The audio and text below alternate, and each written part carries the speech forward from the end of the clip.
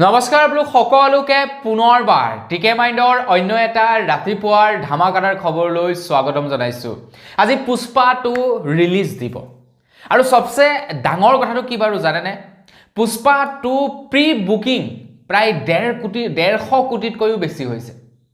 1.5 কোটি টকাতকৈও বেছি টকাৰ টিকট বুকিং হৈছে প্ৰি বুকিংত। মানে সিনেমা আজি ৰিলিজ হ'ব, আজিৰ আগতেই প্ৰায় 1.5 কোটি টকাতকৈও অধিক টকাৰ টিকট বিক্ৰী হৈছে। মানে সুপাৰ ডুপাৰ হিট ফিল্ম এখন। আমাৰ ইয়াতে মই সিনেমাখন চাবৰ কাৰণে যোৱাকালি টিকট কাটিম বুলি ৰাতি ট্ৰাই কৰিছো। আপোনাৰ লখিমপুৰ টাউনতো পুৰা বুক, মানে ফুল। আপোনাৰ দলুহাট বজাৰত এখন ধুৰ্ব মিনি কমপ্লেক্স বুলি আছে, যেনে তেনে ফ্ৰণ্টৰ সিট পাইছো। ভাবি আছিলো কি সিটটো পামেই আৰু আমাৰ লখিমপুৰতে ক'তনো ইমান মানুহে চাবৰ কাৰণে আশা কৰিব। কিন্তু বাপৰে বা হাউসফুল। অকল আমাৰ লখিমপুৰতে নহয়, বিভিন্ন স্থানত পুৰা সাংঘাতিক ৰকমে হাউসফুল দি আছে। বাৰু যি কি নহওক, এতিয়া কথাটো হৈ গ'ল, আমি আগবাঢ়িছো আজিৰ প্ৰথমটো খবৰ ফালে। তো পুষ্পাটো আপোনালোকে চাবলৈ যাব নে নাযাব সেইটো কমেণ্ট এটা কৰি জনাব। তো খবৰ ওলাইছে এতিয়া নাগালেণ্ডৰ পৰা। নাগালেণ্ডৰ এটা বিদ্ৰোহী সংগঠনে অইল ইণ্ডিয়া লিমিটেডক 20 লাখ টকাৰ দাবী উত্থাপন কৰিছে। আৰু সেই অইল ইণ্ডিয়া সেই যেটো নেকি সংগঠন, বিদ্ৰোহী সংগঠনটোৱে কৈছে যে 10 ডিসেম্বৰৰ ভিতৰত টকাসমূহ দিব লাগিব বুলি জনাইছে। প্ৰায় 20 লাখ টকাৰ দাবী উত্থাপন কৰিছে। এইটো এটা ব্ৰেকিং নিউজ। বৰ্তমানৰ সময়ৰ এটা বৃহৎ খবৰ। অইল ইণ্ডিয়া লিমিটেডক এটা বিদ্ৰোহী সংগঠনে প্ৰায় 20 লাখ টকাৰ ধন দাবী উত্থাপন কৰিছে। এটা দেখা যাওক যে অইল ইণ্ডিয়া লিমিটেডে পইচা দিয়ে নে নিদিয়ে। এই সন্দৰ্ভত কি সিদ্ধান্ত লয় অইল ইণ্ডিয়া লিমিটেডে, অনাগত সময়ত আমি খবৰবিলাক গম পাম, তো আপোনালোকক জনাই যাম। আগবাঢ়িছো ইয়াৰ পাছৰটো খবৰ ফালে। এই মাহৰ 22 তাৰিখৰ দিনাখন, অৰ্থাৎ এই মাহৰ 22 ডিসেম্বৰ তাৰিখৰ দিনাখন জিএসটি কাউন্সিলৰ এখন মিটিং হ'ব বা এখন বৈঠক হ'ব। আৰু খবৰ ওলাইছে যে এতিয়া সিগাৰেট, ধপাত জাতীয় সামগ্ৰী, গুটখা এইবিলাকত 35% লৈকে জিএসটি আৰোপ কৰিব বুলি জনাইছে। 35% লৈকে জিএসটি আৰোপ কৰিব। মানে যি পেকেট সিগাৰেটৰ দাম 100 টকা আছিলে, সেই পেকেট সিগাৰেটৰ দাম হয়তো এতিয়া 135 টকা পৰ্যন্ত হ'বলৈ আছে। কাৰণ 35% পৰ্যন্ত জিএসটি আৰোপ কৰিব বুলি জনাইছে। কাৰণ চৰকাৰেও জানে যে এইবিলাক বস্তু অত্যাধিক বিক্ৰী হয়। যেনে সিগাৰেট, যেনে মদ, যেনে ভাং, বিড়ি, এইবিলাক বস্তু অত্যাধিক ৰকমত বিক্ৰী হয়। ভাংটো বাৰু ইলিগেল, কিন্তু বাকীবিলাক সিগাৰেট, বিড়ি, মদ এইবিলাক অত্যাধিক ৰকমত বিক্ৰী হয়। এইবিলাকৰ ওপৰত 35% জিএসটি ইনক্লুড কৰিব বুলি জনাইছে। এই মাহৰ 22 তাৰিখৰ দিনাখন জিএসটি কাউন্সিলৰ এখন মিটিং হ'ব আৰু সেই মিটিংখনত এই সিদ্ধান্ত ল'ব। যিসকলে সিগাৰেট খায়, যিসকলে মদ খায়, যিসকলে নেকি ধপাত জাতীয় সামগ্ৰী খায়, তেওঁলোকৰটো আৰু এতিয়া পকেট সাংঘাতিক ৰকমে ঢিলা হ'ব। আগবাঢ়িছো ইয়াৰ পাছৰটো খবৰ ফালে। আমাৰ অসমত এতিয়া সক্ৰিয় হৈ পৰিছে ভুৱা আধাৰ কাৰ্ড চেণ্টাৰ। বহুতো এনেকুৱা বৰ্তমান সময়ত আমাৰ অসমত মানুহ আছে যিবিলাকে নেকি ভুৱা আধাৰ কাৰ্ড বনাই দি আছে। বিভিন্ন বাংলাদেশীক ভুৱা আধাৰ কাৰ্ড বনাই দিছে। আৰু তেনেকুৱা ধৰণৰ বহু বাংলাদেশীক বৰ্তমান সময়ত আমাৰ ভাৰত চৰকাৰে বা ভাৰতৰ আইনী ব্যৱস্থাই ধৰা পেলাইছে বুলি খবৰ ওলাইছে। এতিয়া আমাৰ ভাৰত চৰকাৰ ফালৰ পৰা কৈছে যে যেতি নেকি কোনো এজন ব্যক্তিৰ আধাৰ কাৰ্ড থাকিব, আধাৰ কাৰ্ড থাকিলে এইটো প্ৰমাণ নহ'ব যে তেখেত এজন ভাৰতীয় নাগৰিক। আধাৰ কাৰ্ড থকা মানে ভাৰতীয় নাগৰিক ৰূপে প্ৰমাণিত নহ'ব বুলি জনাইছে। গতিকে তাৰ পাছতো কিন্তু আধাৰ কাৰ্ডখন বনাবলৈ এৰা নাই, ডুপ্লিকেট কৰি আধাৰ কাৰ্ড বনাইছে। চাওকচোন বাৰু। আগবাঢ়িছো ইয়াৰ পাছৰটো খবৰ ফালে। এই মাহত আৰু বহুতো কিছুমান বস্তুৰ দাম বাঢ়িছে আৰু বহুতো বস্তুৰ দাম কমিছে। তো আপোনালোকক সেইকেইটাৰ বিষয়ে জনাই দিওঁ যে কি কি বস্তুৰ দাম বাঢ়িছে আৰু কি কি বস্তুৰ দাম কমিছে এই মাহত। এই ডিসেম্বৰ মাহত কি কি বস্তুৰ দাম বাঢ়িছে আৰু কি কি বস্তুৰ দাম কমিছে সেইটো আপোনালোকক এইটো ভিডিঅ'তে জনাই থৈ যাম। তো খবৰ ওলাইছে আমি দৈনন্দিন জীৱনত ব্যৱহাৰ কৰি থকা যিবিলাক নেকি চাবোন, যেনে হৈ গ'ল ভিভেল হৈ গ'ল, যেনে লাক্স হৈ গ'ল, যেনে ডাভ চাবোন হৈ গ'ল, তো এইবিলাকত 7 to 8% দাম বাঢ়িব বুলি জনাইছে। সেয়াই নহয়, তাৰ লগে লগে খবৰ ওলাইছে চাহপাতৰ ওপৰত খবৰ ওলাইছে যে চাহপাতৰো দাম বৃদ্ধি হ'ব আমাৰ অসমত। যেনে টাটাৰ বিভিন্ন ব্ৰেণ্ড আছে, যেনে নামেৰি হৈ গ'ল চাহপাত। বৰ্তমান সময়ত বহুতো এনেকুৱা ব্ৰেণ্ড আছে, তো সেইবিলাকৰ দাম বৃদ্ধি পাব বুলি জনাইছে আমাৰ অসমত। তা অসমত নহয় গোটেই ভাৰতবৰ্ষত বৃদ্ধি পাব তো তাৰ পাছতে আকৌ খবৰ ওলাইছে যিসকল ল'ৰা ছোৱালীয়ে নেকি অষ্ট্ৰেলিয়া যাম বুলি ভাবিছে পঢ়িবৰ কাৰণে তেওঁলোকৰ কাৰণে এটা বেয়া খবৰ ওলাইছে এতিয়া অষ্ট্ৰেলিয়ালৈ যোৱা ল'ৰা ছোৱালীসকলৰ ভিসা বনাবৰ কাৰণে টকা বেছিকৈ খৰচা হ'ব বুলি জনাইছে 710 টকা অধিক ভৰিব লাগিব বুলি জনাইছে ষ্টুডেণ্টসকলে তাৰ পাছতে আকৌ খবৰ ওলাইছে আমাৰ এইটো অৱশ্যে ভাল খবৰ দেই বেয়া খবৰ নহয় তাৰ পাছতে খবৰ ওলাইছে যে যিবিলাক নেকি প্লাষ্টিকৰ বটলত পানী পোৱা যায় 10 টকীয়া 20 টকীয়া 50 টকীয়া যিবিলাক নেকি প্লাষ্টিকৰ বটলত পানী পোৱা যায় সেইবিলাক আৰু লগতে 5 লাখ টকা লৈকে লাইফ ইন্সুৰেন্স বা পলিচি বীমাত এতিয়া জিএসটি নাইকিয়া কৰিব বুলি জনাইছে জিএসটি পৰিমাণটো কমাই দিব বুলি জনাইছে আপুনি যদি এখন ইন্সুৰেন্স কৰে তাৰ যদি এমাউন্টটো 5 লাখ টকাৰ ভিতৰত হয় তেন্তে আপোনালোকে জিএসটি কমকৈ ভৰিব লাগিব তাৰ লগে লগে পানীৰ বটল তো সেইবিলাকত জিএসটি এতিয়া কমকৈ ভৰিব লাগিব বা জিএসটি একদম নামমাত্ৰ লব বুলি জনাইছে তো তাৰ পাছতে আকৌ খবৰ ওলাইছে এটো অৱশ্যে দাম কমিছে তো দাম কমা খবৰ ওলাইছে যে এতিয়া কেন্দ্ৰ চৰকাৰৰ ফালৰ পৰা 2025 চন পৰ্যন্ত প্ৰায় 25 লাখ কুইণ্টেল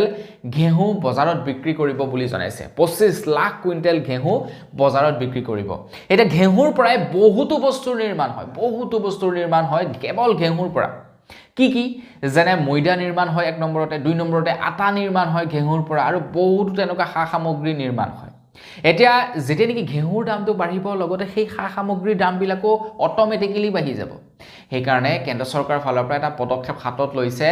যে কেন্দ্ৰ চৰকাৰে যি নেকি ঘেহু ক্ৰয় কৰি ৰাখিছে কৃষকসকলৰ পৰা তো সেই ঘেহু কম দামত বজাৰত বিতৰণ কৰিব 2025 চন পৰ্যন্ত প্ৰায় 25 লাখ টন ঘেহু বিক্ৰী কৰিব বুলি জনাইছে ভাৰত চৰকাৰে তাৰ পাছতে আকৌ খবৰ ওলাইছে এলপিজি সিলিন্ডাৰৰ ওপৰত এলপিজি সিলিন্ডাৰৰ দামটো বাঢ়িছে কমাৰ্চিয়েল এলপিজি সিলিন্ডাৰ যেটো নেকি সিলিন্ডাৰ আমি ঘৰত ব্যৱহাৰ নকৰো যেটো নেকি দোকানত ব্যৱহাৰ হয় 19 কেজি ওজনৰ কমাৰ্চিয়েল এলপিজি সিলিন্ডাৰটোত প্ৰায় 16.5 টকা দাম বৃদ্ধি পাইছে 16.5 টকা দাম বৃদ্ধি পাইছে এতিয়া বন্ধু বান্ধৱীসকল এতিয়া পৰ্যন্ত প্ৰায় 5 মাহ হৈ গল কন্টিনিউ এলপিজি সিলিন্ডাৰৰ দাম বৃদ্ধি হৈ গৈ আছে কমাৰ্চিয়েল এলপিজি সিলিন্ডাৰৰ দাম 5 মাহ কন্টিনিউ দাম বৃদ্ধি পাইছে মানে অলমোস্ট কবলৈ গলে 100ৰ ওপৰত দাম বৃদ্ধি পাইছে দেখিবলৈ তেনে 16 টকাহে পাইছে কিন্তু আমি যদি একেলগতে চাবলৈ যাওঁ কন্টিনিউ প্ৰায় 100 টকা লৈকে দাম ইনক্ৰিজ হৈছে কমাৰ্চিয়েল এলপিজি সিলিন্ডাৰ কিন্তু বাকি ঘৰত যেটো নেকি ব্যৱহাৰ কৰো সেইটোৰ দাম কিন্তু বঢ়া নাই একে সমানে আছে আগবাইছো ইয়াৰ পাছৰটো খবৰ ফালে যোৱাকালি খবৰত মই আপোনালোকক জনাইছিলো AIUDFৰ এজন বিধায়কক AIUDFৰ পৰা নিলম্বন কৰে বুলি মই আপোনালোকক যোৱাকালি খবৰত জনাইছিলো সেই বিধায়কজনৰ নাম আছিল নিজাম উদ্দিন চৌধুৰী তো তেখেতক যোৱাকালি AIUDFৰ পৰা বহিষ্কাৰ কৰে AIUDFে জনোৱা অনুসৰি তেখেতে দল বিৰোধী কাম কৰিছিলে যাৰ কাৰণে নেকি তেখেতক AIUDFৰ পৰা বহিষ্কাৰ কৰা হল 6টা বছৰৰ বাবে এতিয়া সেই বিধায়কজনে কৈছে যে তেখেতৰ পুত্ৰই ৰাইজৰ দলত যোগদান কৰিছিল আৰু যাৰ কাৰণে নেকি AIUDFে এই বিধায়কজনক AIUDFৰ টিমৰ পৰা বহিষ্কাৰ কৰিছে বা AIUDF দলৰ পৰা বহিষ্কাৰ কৰিছে বিধায়কজনে কৈছে যে মোৰ লৰাটো পঢ়া শুনা লৰাটোৰ এটা স্বতন্ত্ৰতা আছে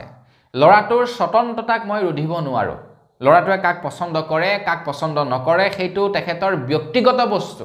গতিকে তাত আৰুতো মই কোনো হস্তক্ষেপ কৰিব নোৱাৰো গতিকে পঢ়া শুনা লৰা সি বুজি পায় কোনটো ভাল আৰু কোনটো বেয়া তো সেইবোৰ জানি বুজিয়ে তেখেতে ৰাইজৰ দলত যোগদান কৰিছে গতিকে তাত AIUDFে ক্ষুণ্ণ হোৱাৰ কোনো প্ৰয়োজনীয়তা নাই বুলি জনাইছে আৰু ময়ো ভাবো যে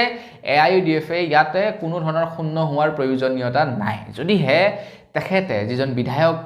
বিধায়কক বহিষ্কাৰ কৰিছে তেখেতে যদি ৰাইজৰ দলৰ সৈতে জড়িত থাকিলেহেঁতেন তেতিয়া তেখেতক বহিষ্কাৰ কৰক তেখেতৰ পুতেকেহে ৰাইজৰ দলত যোগদান কৰিছে তেখেতেতো বৰ্তমানে AIUDFত কাম কৰি আছে গতিকে AIUDFে কিন্তু এইটো কাম বেয়া কৰিছে হয় না নহয় তো কৰিছে না নাই কৰা কমেন্ট এটা কৰি জনাব আগবাইছো ইয়াৰ পাছৰটো খবৰ ফালে লোকসভাত এতিয়া আমাৰ অসমৰ সন্তান গৌৰৱ গগৈয়ে লগাইছে খলকনি গৌৰৱ গগৈ প্ৰশ্নৰ বিভিন্ন ধৰণৰ প্ৰশ্নৰ একদম আগবাইছো ইয়াৰ পাছৰটো খবৰ ফালে ইয়াৰ পাছৰ খবৰটো ওলাইছে গৌৰৱ গগৈৰ ওপৰত আপোনালোকে বাৰু লোকসভাৰ যি নেকি বৈঠক চলি আছে শীতকালীন বৈঠক চলি আছে তাত গৌৰৱ গগৈৰ মন্তব্যসমূহ বাৰু আপোনালোকে শুনিছে নে নাই শুনা বা শীতকালীন অধিৱেশনৰ কথা বাদ দিলেও ইয়াৰ আগত লোকসভাৰ যিকেইখন নেকি অধিৱেশন হৈ গ'ল তাত গৌৰৱ গগৈৰ মন্তব্য আপোনালোকে শুনিছিলে নে নাই শুনা কমেণ্ট এটা কৰি জনাব গৌৰৱ গগৈ কিন্তু বৰ্তমান সময়ত বিৰোধী দলপতিৰ উপদলপতি তেখেত এজন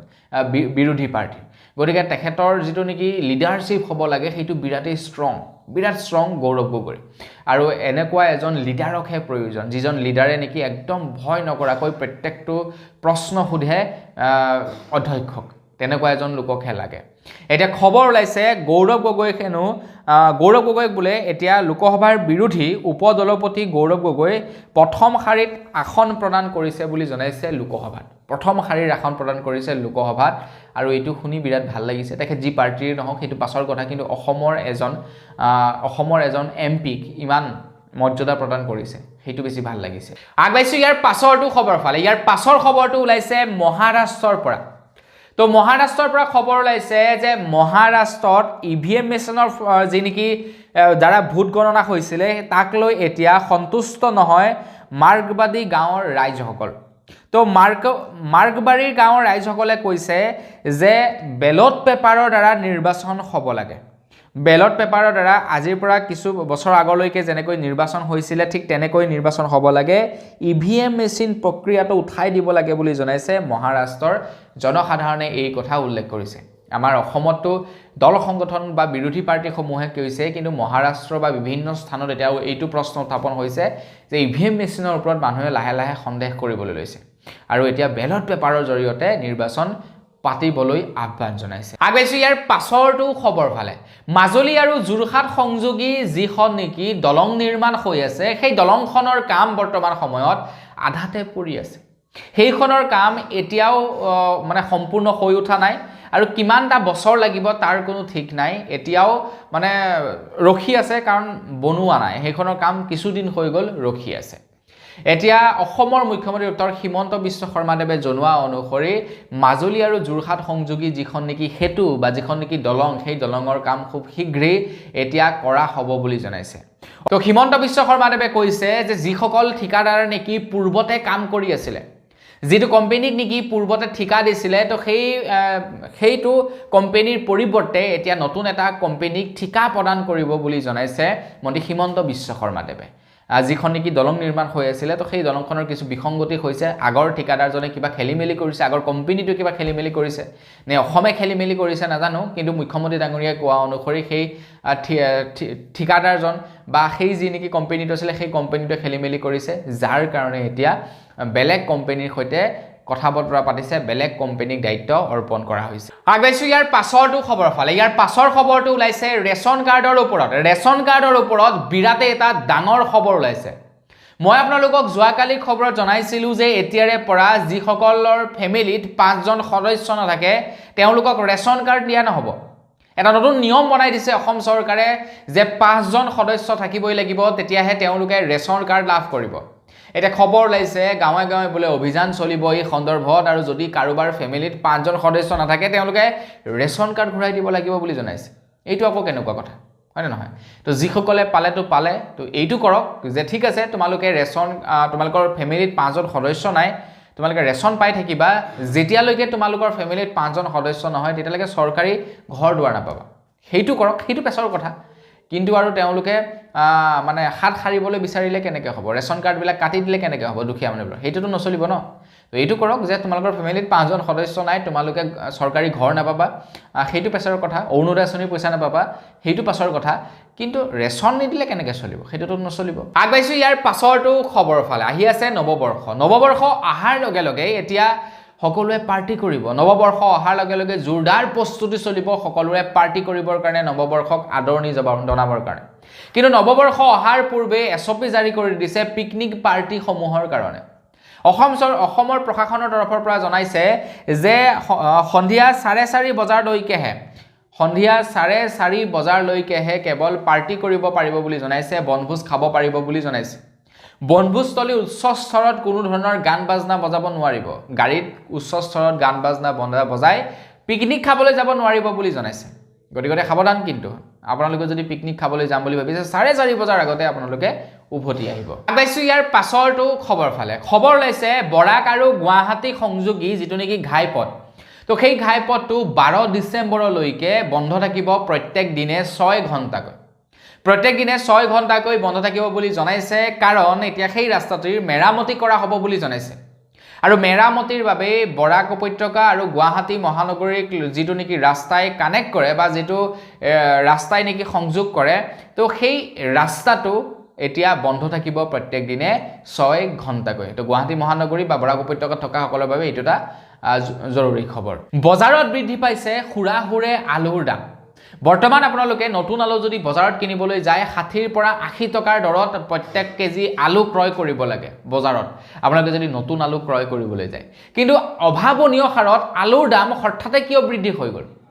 আজিৰ পৰা 2 দিন আগলৈকে 40 টকা আছিল প্ৰতি কিলো আলুৰ দাম কিন্তু হঠাতে 60 টকা কিয় হ'ল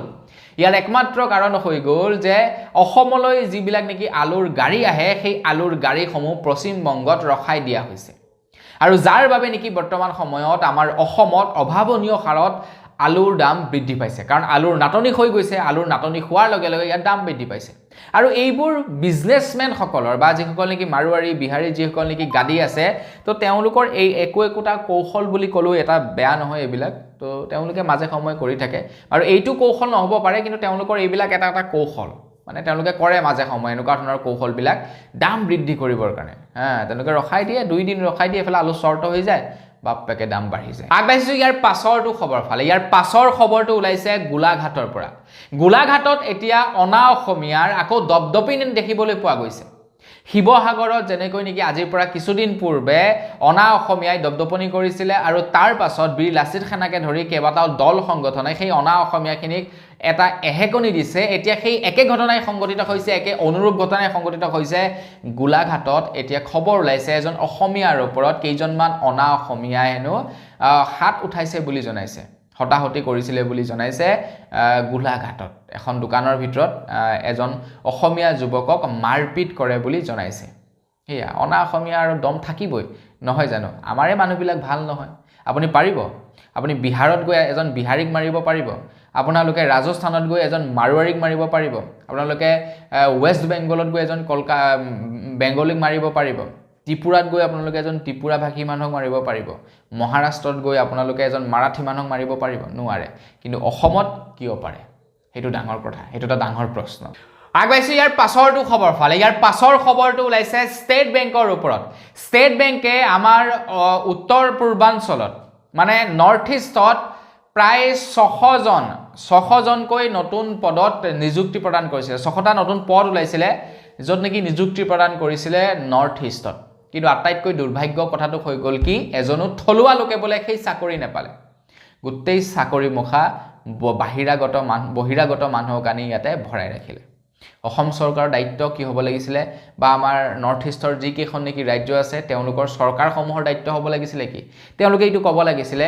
যে নহ'ব তোমালোকে বাহিৰা মানুহ ইয়াত ভৰাব নোৱাৰিবা যিবিলাক নেকি 3rd গ্ৰেড 4th গ্ৰেডৰ পোষ্ট আছে এটলিষ্ট সেই পোষ্টবিলাকত থলুৱাবিলাকক নিযুক্তি দিব লাগিব সেইটোৱে হ'ব লাগে নিয়ম কানুন তেতিয়াহে নিবনুৱা সমস্যা সমাধান হ'ব আগবাইছো একেবাৰে শেষৰটো খবৰ ফালে একেবাৰে শেষৰ খবৰটো ওলাইছে আৰু লোকসভাৰ শীতকালীন অধিৱেশনৰ পৰা তো লোকসভাৰ শীতকালীন অধিৱেশন এতিয়া প্ৰায় স্থগিত হ'বলৈ লৈছে প্ৰায় উত্তপ্ত হ'বলৈ লৈছে ইয়াৰ একমাত্ৰ কাৰণ হৈ গ'ল আদানী যেতিয়াই নেকি আদানীৰ প্ৰশ্ন উত্থাপন হয় লোকসভাৰ সদনত তেতিয়াই কি হয় আপোনাৰ পুৰা হুলস্থলীয়া এটা পৰিৱেশ হয় আৰু তাৰ পাছত সদন স্থগিত ৰাখিব লগা হয় অধ্যক্ষই এতিয়া বিৰোধী পাৰ্টিয়ে কৈছে যে আদানীৰ সৈতে কিয় ইমান ভাইচাৰা নৰেন্দ্ৰ মোদী ডাঙৰীয়াৰ কিয় আদানীৰ প্ৰসংগত প্ৰশ্ন উত্থাপন কৰিলে সদন স্থগিত হৈ যায় কিয় আদানীৰ প্ৰসংগত প্ৰশ্ন উত্থাপন কৰিলে কিয় বিৰোধী পাৰ্টি গৰজি উঠে বুলি এতিয়া প্ৰশ্ন উত্থাপন কৰিছে উত্তৰ লাগে এতিয়া বিৰোধী পাৰ্টি কিয় এইটো ডাঙৰ প্ৰশ্ন তো বন্ধু-বান্ধৱীসকল বস আজি ভিডিও জানাবলগীয়া খবৰ ইমানেই আছিলে খবৰকেইটা জানি কেনেকুৱা লাগিলে কমেণ্ট কৰি জনাব যদি ভাল লাগিলে লাইক এটা কৰিব চেনেল যদি ছাবস্ক্ৰাইব কৰা নাই ছাবস্ক্ৰাইবটো কৰি ল'ব পুনৰ এটা ভিডিও লগ পোৱাৰ আশা কৰিলোঁ। ধন্যবাদ জয়